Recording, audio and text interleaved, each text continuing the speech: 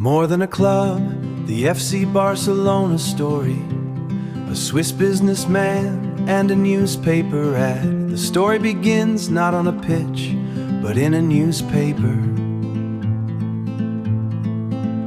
In October 1899, a Swiss accountant named Joan Gamper placed an advertisement in a Barcelona sports magazine, inviting anyone interested in playing this strange new British game of football to meet him.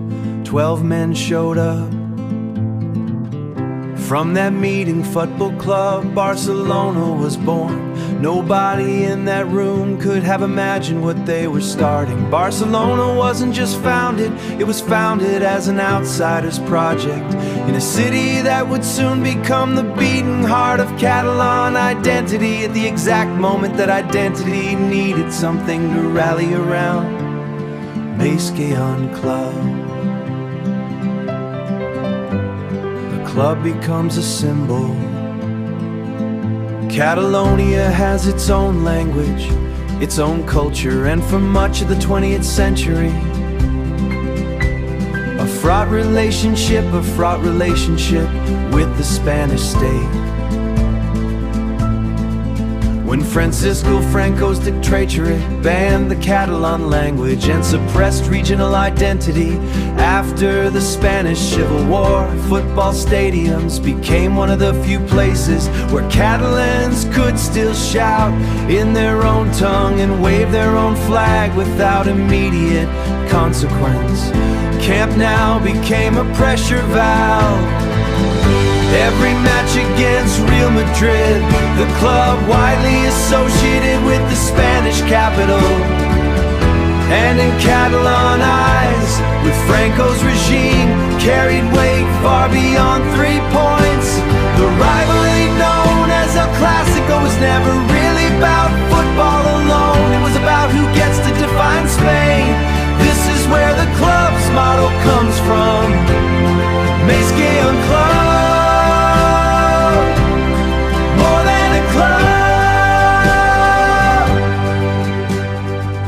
It wasn't marketing, it was survival. A way of saying that what happened on this pitch mattered to people, had almost nothing else left that was truly theirs. Messi Club. Messi Club.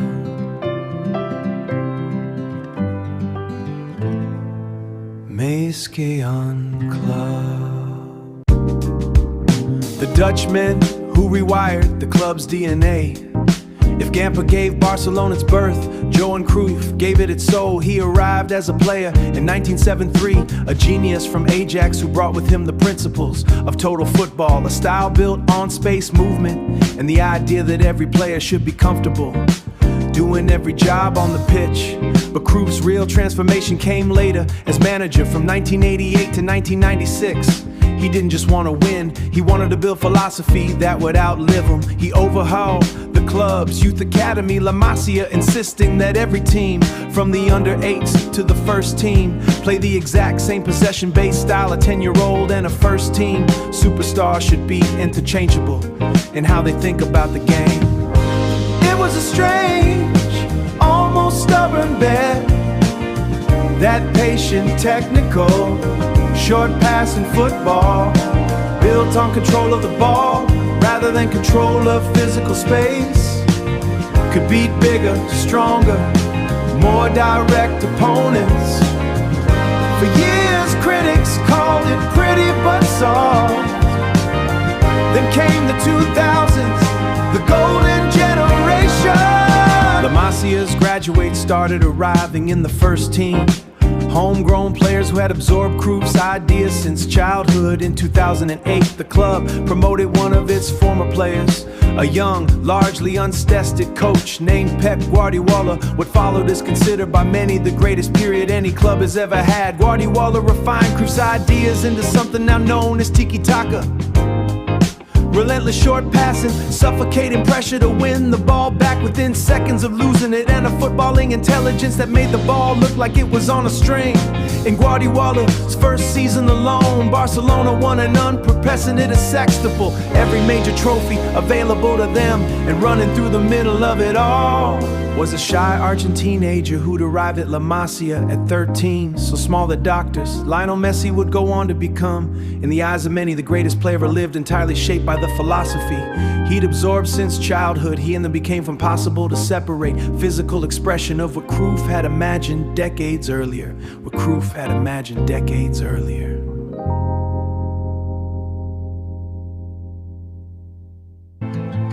He and the club became almost impossible to separate.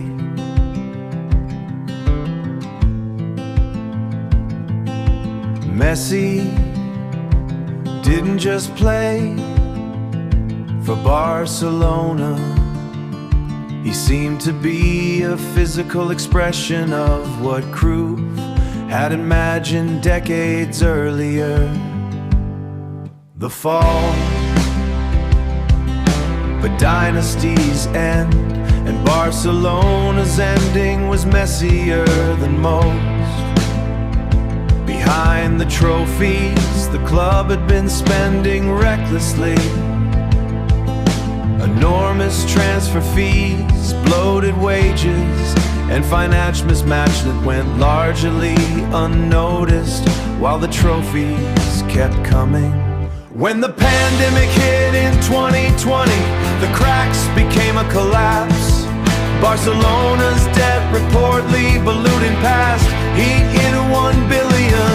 In the summer of 2021, in one of the most moments in modern football, the club announced it could no longer afford to register Messi's contract. Despite Messi reportedly agreeing to a pay cut, the greatest player in the club's history left for Paris Saint-Germain in tears. Not because he wanted to go, but because the club he'd given his life to could no longer afford to keep him. For a fan base raised on more than a club, it was a gutting irony. The club had sold off few television rights, it was a gutting irony. The club had in some sense become just a business after all. Homegrown academy players were thrust into the first team, not always by choice but by necessity. Ill and a poorly run one, rebuilding from the ashes. What's followed has been a story of teenage sensation named Stubborn and Young. Turned out to be exceptional anyway, as if La Masia's old magic hadn't entirely disappeared. By the mid-2020s, like Xavi and then Hansi Flick, the club began fighting its way back toward the top of Spanish and European football, even while still operating under tight financial constraints. It remains a club caught between its comics of modern football, trying to prove that identity and sustainability can coexist with success.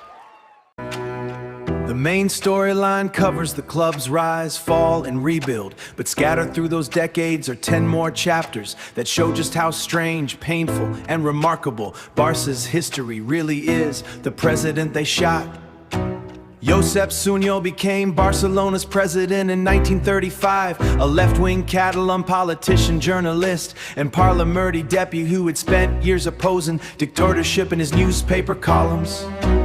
Weeks after the Spanish Civil War broke out in 1936, he set off from Barcelona to visit Republican troops near Madrid. His car wandered into territory controlled by Franco's rebel forces in the Sierra de Guadarrama.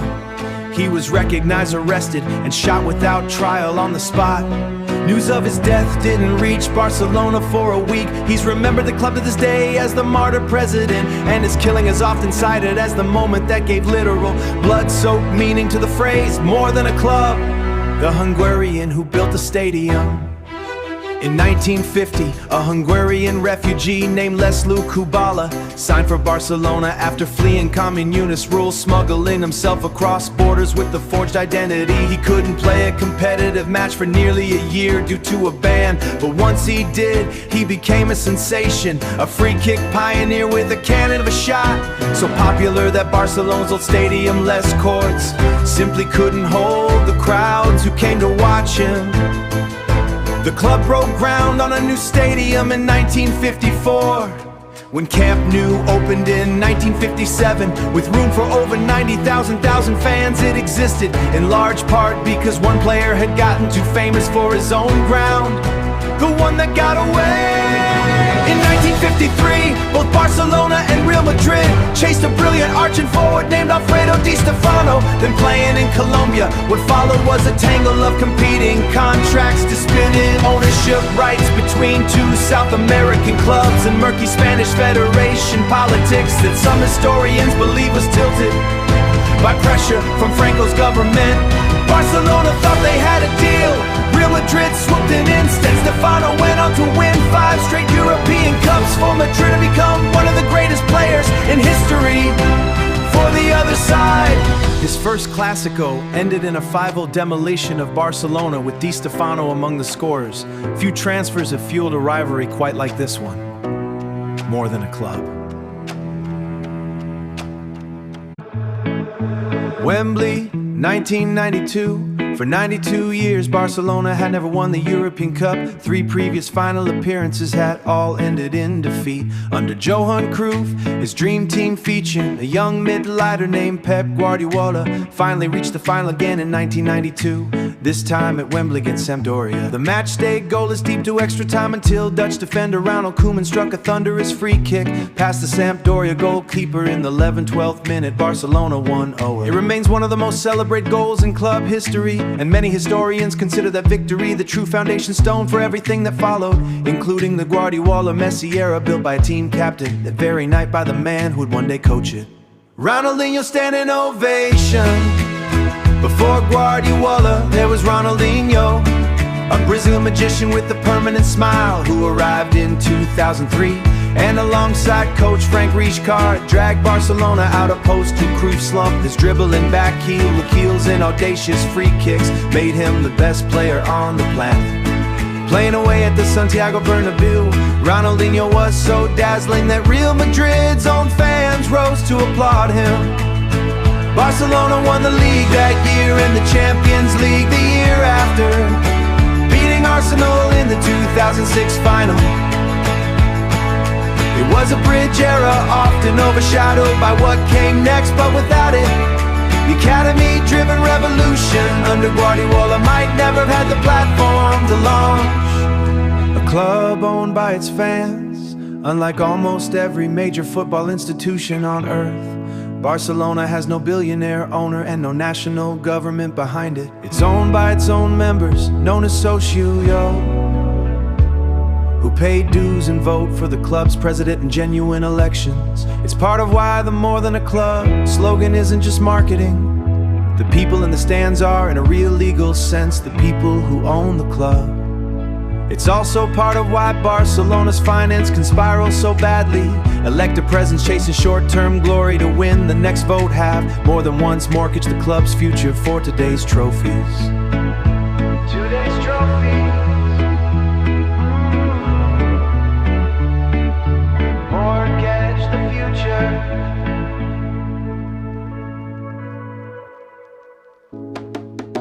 Football is only one part of the operation.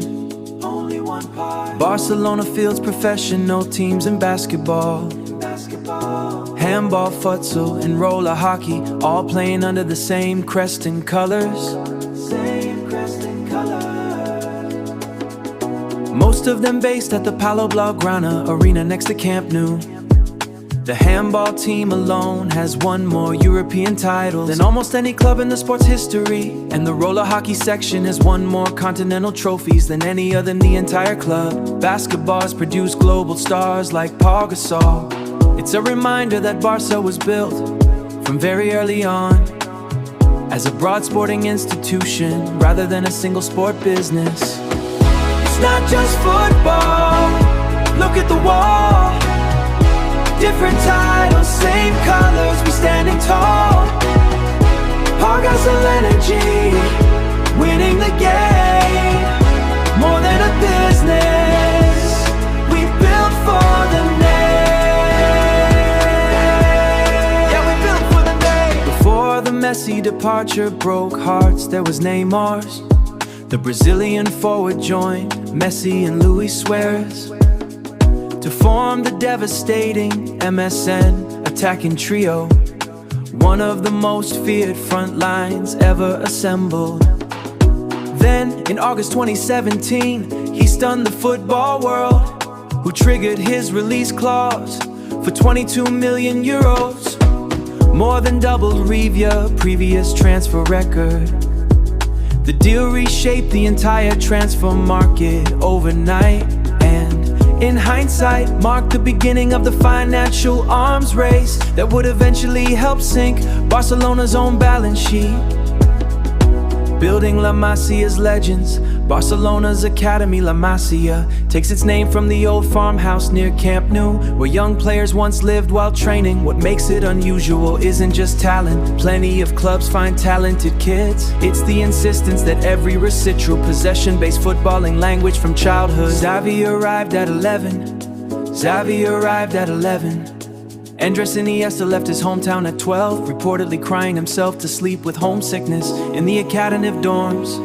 Decades later, the same pipeline produced Pedri and Ansu Fati, the last unbroken to the first team as a young teenager. It's a slow, expensive, unglamorous system, and it's produced some of the greatest footballers who have ever lived. The tour that saved the club.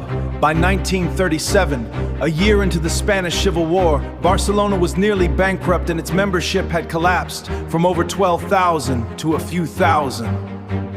A Catalan businessman living in Mexico offered to bankroll a fundraising tour, and that summer the team set sail for Mexico and the United States, playing 14 matches as unofficial ambassadors for the Spanish Republic. The tour raised enough money to keep the club solvent through the coming decade, but it came at a cost. With the war turning against the Republicans, several players chose not to go home. Some settled permanently in Mexico, others in France, becoming exiles, rather than risk a return to a Spain that was about to fall to Franco. The 11-1 that still haunts. In 1943, Barcelona won the first leg of a Copa del Generalissimo semifinal 3-0 at home. For the return leg in Madrid, they walked into a hostile Chamartin Stadium under Franco's regime, where the cup itself had been named in the dictator's honor. Barcelona players later said they were threatened before kickoff and feared for their safety. Real Madrid won 11-1. Barcelona's president resigned in the aftermath, and decades later, Real Madrid's own president offered a rare apology. The scoreline is still cited as Exhibit A whenever anyone questions how deeply politics shaped Spanish football's most famous rivalry. The rise of a new dynasty. While the men's team was collapsing financially, Barcelona's women's team was becoming one of the most dominant forces in the sport's history. Barça Femení won its first Champions League title in 2021, thrashing Chelsea in the final, then added more continental crowns in the years that followed, alongside a stack of domestic league and cup titles. Stars like Alexia Putellas and Aitana Bonmati each won multiple Ballons d'Or, cementing the club's women's section as, by some measures, the best club team in the world. A rare bright spot of pure footballing dominance, while the men's side fought its way back from crisis. The legacy remains. Through war, through fear, through dominance. More than a club. Cruyff's answer to Franco, before he ever managed the club. Johan Cruyff made a statement simply by choosing it. Real Madrid wanted him too, but Cruyff said he could never play for a club so tied to Franco's regime, and signed for Barcelona instead for a world record fee in 1973. In February 1974, in his first Clásico appearance, he inspired a stunning 5-0 demolition of Real Madrid at the Bernabeu, scoring one and setting up another. The result was reported internationally as a political event as much as a sporting one, with one account claiming the New York Times wrote that it had done more for the Catalan cause than any politician. Barcelona went on to win their first league title in 14 years.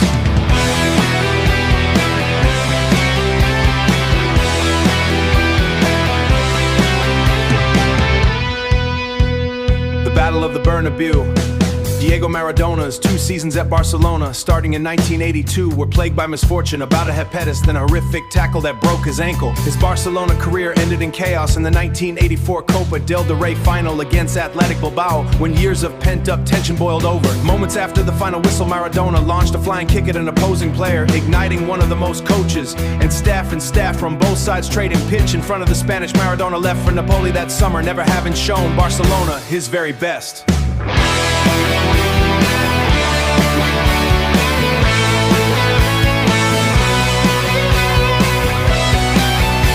The Sexable.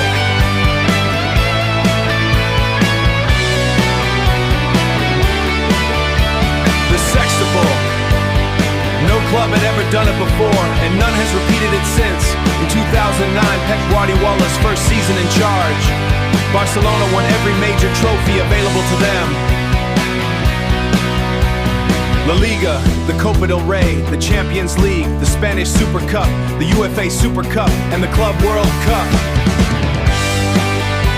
6 titles in a single calendar year. It remains one of the most complete seasons any football club has ever produced. And it announced Guardiola's Barcelona as not just good, but potentially the best club side ever assembled.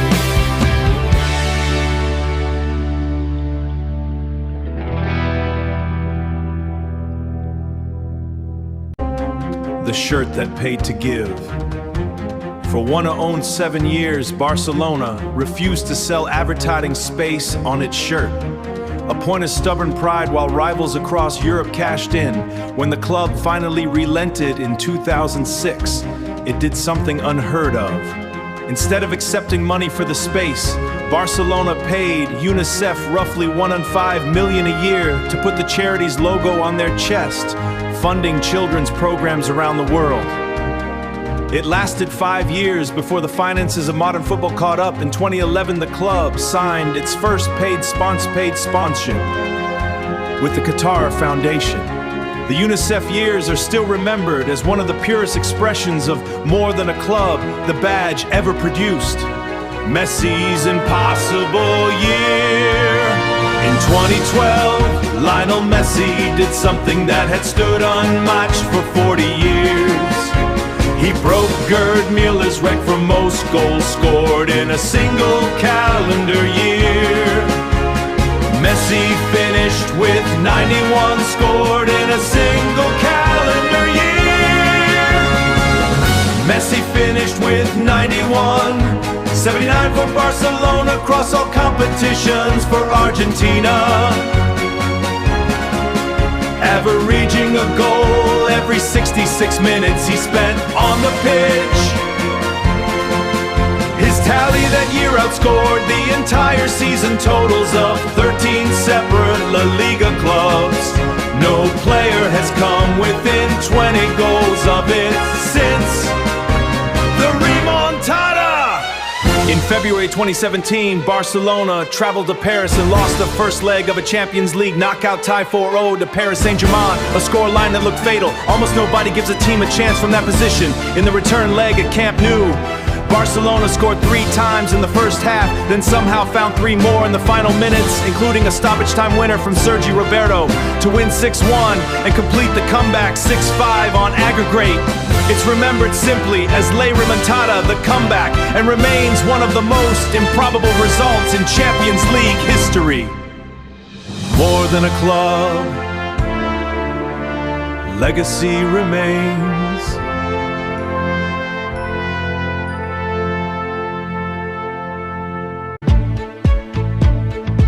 Guardiola versus Mourinho. Between 2010 and 2012, Barcelona and Real Madrid weren't just clubs, they were proxies for two of the most intense personality the sport has seen. Pep Guardiola's possession-obsessed Barcelona faced Jose Mourinho's combative Real Madrid in Clásico after Clásico, including an unprecedented stretch of 4 meetings in 18 days across the league and Champions League in 2011. The rivalry turned personal and occasionally ugly, but it also produced some of the highest quality football the fixture has ever seen, with both sides near their historical peaks at the same time.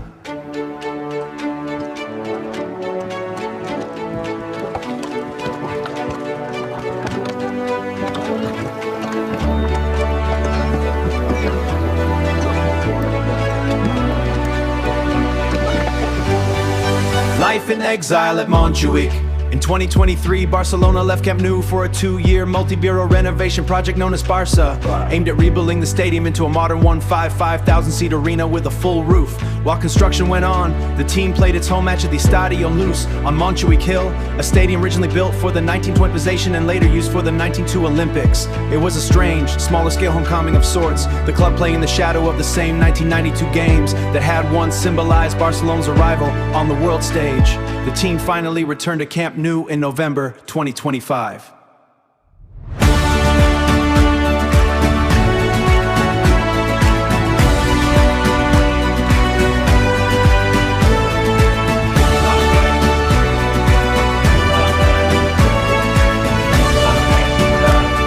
The colors and the crest.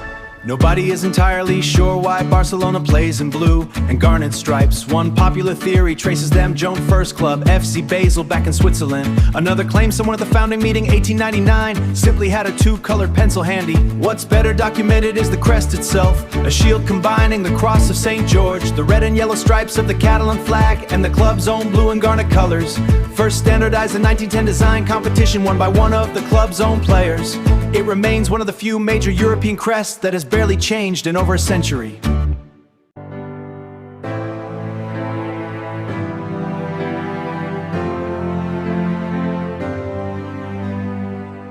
Under Franco, even the club's initials were a political problem. The regime banned forwards from Spanish organizations, so Football Club Barcelona had become the Spanish Club de Football when the crest, FCB, was changed to CFB. For over 3, Catalan flag was stripped from the badge entirely and replaced with the Spanish one, only partially restored in 1949 for the club's 50th anniversary. It wasn't on Franco's 5 that Barcelona could reclaim its original name and crest, a small but telling reminder of how far the dictatorship reached into even the club's lettering. Before Ronaldinho, before Ronaldo became Real Madrid's Ronaldo, or later just the original Ronaldo, there was a single blistering season at Barcelona. Signed from PSG in 1996 at 20 years old, Ronaldo Nazario scored 47 goals in 49 games of competition, almost unheard of return, including a solo goal against Compostela that he later called the best of his career. Contract talks with the board collapsed the following summer, and Inter Milan paid a world record fee to take him to Italy. Barcelona had him for exactly 1 season, long enough to become a legend, too short to become theirs in the summer of 2000. Barcelona captain Luis Figo shocked Catalonia by signing for arch-rival Real Madrid for a then world record fee, becoming the first of Madrid's Galacticos. Barcelona fans never forgave him. On his first return to Camp Nou, banners called him a traitor and a mercenary. 2 years later in 2002, as he stepped up to take a corner, fans pelted him with coins, bottles, and most infamously a severed pig's head thrown from the stands. It remains one of the most notorious single images El Clásicos ever produced. On the final day of the 2001 season, Barcelona needed a win for Valencia just to qualify for the Champions League. Rivaldo delivered one of the greatest individual performances in football history. A curling free kick, a rasping long-range strike, and then with Valencia having twice equalized and time running out, an outrageous overhead bicycle kick from the edge of the box in the 87th minute to complete his hat-trick and win the match 3-2. It's still regarded by many as the single greatest ever scored, and it's single-handedly greatest hat-trick ever scored, and it single-handedly kept Barcelona in Europe's top competition that year.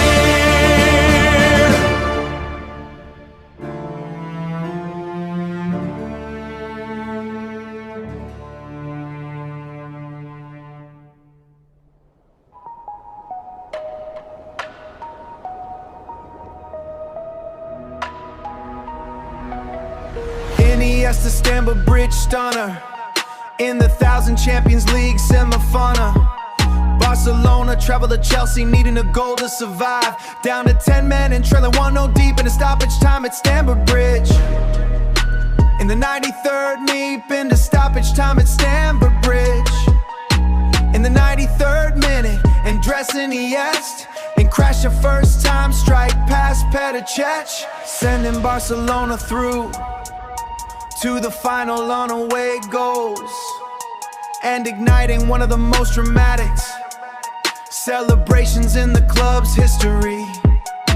That goal helped launch the club's first treble 1 week later, and it's still remembered as one of the greatest goals in Champions League history. The second treble, 6 years after Guardiola's sextuple, Barcelona did it again under new coach Luis Enrique. The attacking trio of Messi, Suarez and Neymar, nicknamed MSN, combined for well over 100 goals across the 2014-15 season. Sweeping to the league and cup double before beating Juventus 3-1 in the Champions League final in Berlin.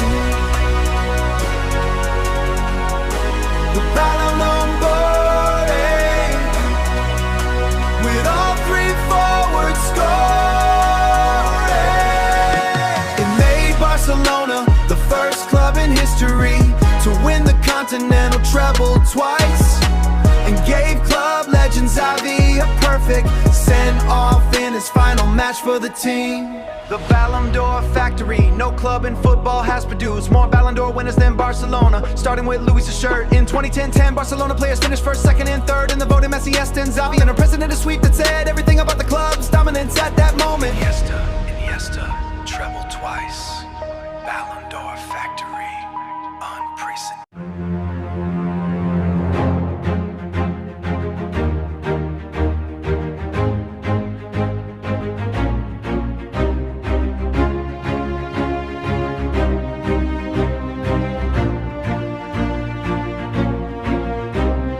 No club in football has produced more Ballon d'Or winners than Barcelona, starting with Luis Suarez, the Spanish forward, not the Uruguayan one.